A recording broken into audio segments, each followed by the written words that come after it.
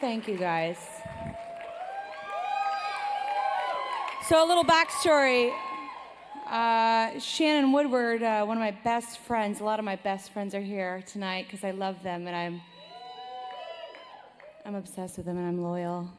And they've taught me pretty much everything I know. But Shannon, actually, I used to sleep on her couch. And I was couch surfing on her couch, and I used to eat her frozen chicken tenders from Trader Joe's. They were so good. Here's the thing about that woman. We've kind of like raised each other. I'll get into it in a second, but basically, one time I said, oh, I'm not a feminist because, I don't grow hair underneath my arms and stuff like that, because I really didn't understand what that meant. And she lovingly pulled me aside as the strong woman she is and great friend, and those are great friends. And she goes, hey, this is what the word feminist means. And I was like, what? This whole time? I'm a feminist.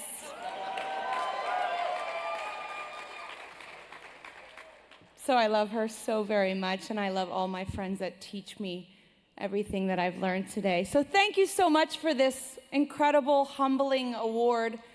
I gotta say, there's no other community that has done more to shape who I am today, and there is no other community that I believe in more than you.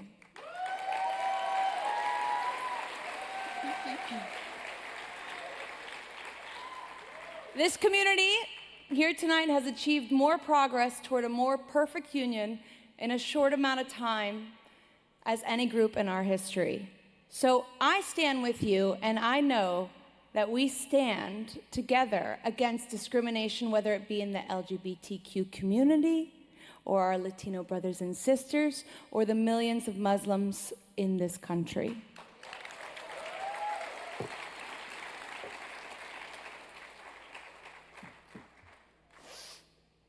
I'm just a singer-songwriter, honestly. I speak my truths and I paint my fantasies into these little bite-sized pop songs. For instance, I kissed a girl and I liked it. Truth be told, I did more than that. And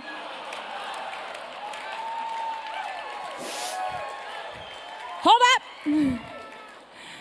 But B, how was I going to reconcile that with a gospel-singing girl raised in youth groups that were pro-conversion camps? What I did know is that I was curious. And even then, I knew sexuality wasn't as black and white as this dress. And honestly, I haven't always gotten it right. But in 2008, when that song came out, I knew that I started a conversation that a lot of the world seemed curious enough to sing along to.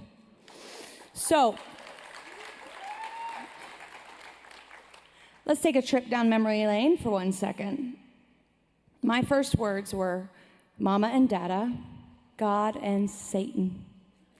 Right and wrong were taught to me on felt boards, and of course through the glamorous Jan Kraus, crying diamond teardrops every night on that Vaseline TBN television screen. Make some noise if you know who I'm talking about. R.I.P. When I was growing up, homosexuality was synonymous with the word abomination and hell, a place of gnashing of teeth, continuous burning of skin, and probably Mike Pence's ultimate guest list for a barbecue. No way, no way. I wanted the pearly gates and the unlimited froyo toppings.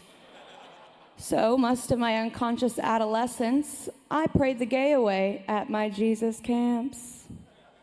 But then, in the middle of it all, in a twist of events, I found my gift. And my gift introduced me to people outside my bubble. And my bubble started to burst. These people were nothing like I had been taught to fear. They were the most free, strong, kind, and inclusive people I have ever met. They stimulated my mind and they filled my heart with joy, and they freaking danced all the while doing it. These people are actually magic, and they are magic because they are living their truth. Oh my goddess, what a revelation, and not the last chapter of the Bible. Suffice to say, it's been a long road for me, and I'm sure a long road for many of you out there. I know it doesn't always feel safe to live out who you are. But here's the thing, though, I would have not chosen a different road. Priceless lessons have been learned. The path of discovery has made me, has tested me, and forever changed me. You don't get to choose your family, but you can choose your tribe. Many of the people I admire and trust and work with belong to the LGBTQ community. And without them, I would be half of the person I am today. My life is rich in every capacity because of them. They are trusted allies that provide a safe space to fall, to not know it all, and to make mistakes. These are the people I hold dear. See, I hope I stand here as real evidence for all that no matter where you came from, it's about where you are going, and that real change, real evolution, and real perception shift can happen if we open our minds and soften our hearts. People can change. Believe me, it would have been easier just to stay the whipped cream, tit-spraying, poppy light, fluffy fun anthems by the way of animal totem singing girl who was basically somewhat neutral in a stance, and just that more hugs could save the world. No way. No longer can I sit in silence. I have to stand for what I know is true, and that is equality and justice for all, period.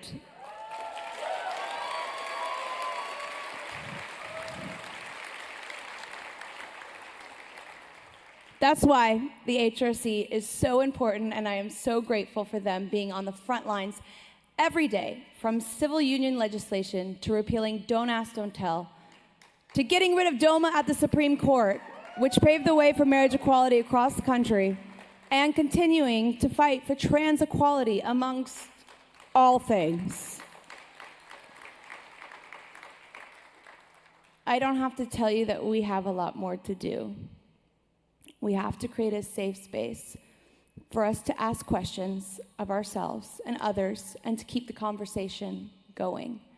Because the loudest voice in the room or on your TV set isn't always right.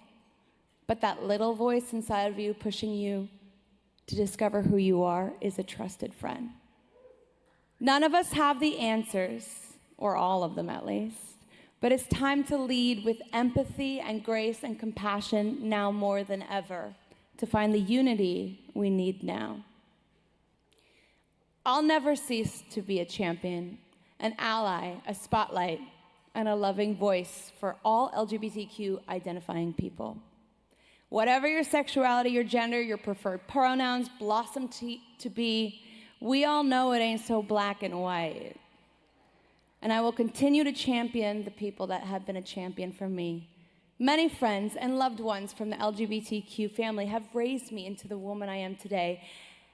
And I want to dedicate this award to one of my greatest champions of my life, my manager, Bradford Elton Cobb III.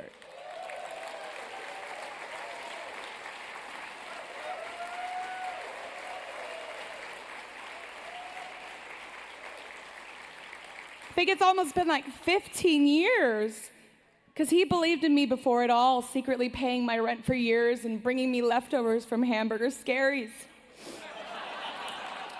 He really did. I know we really connected on a soul level, though, because we came from the same upbringing where it was difficult to be our authentic selves. We had similar struggles breaking out of our suppressive shells, but we kept inspiring each other, challenging each other, and retiring our past frame of mind. We broke the cycle, and now we're living our best, most authentic lives.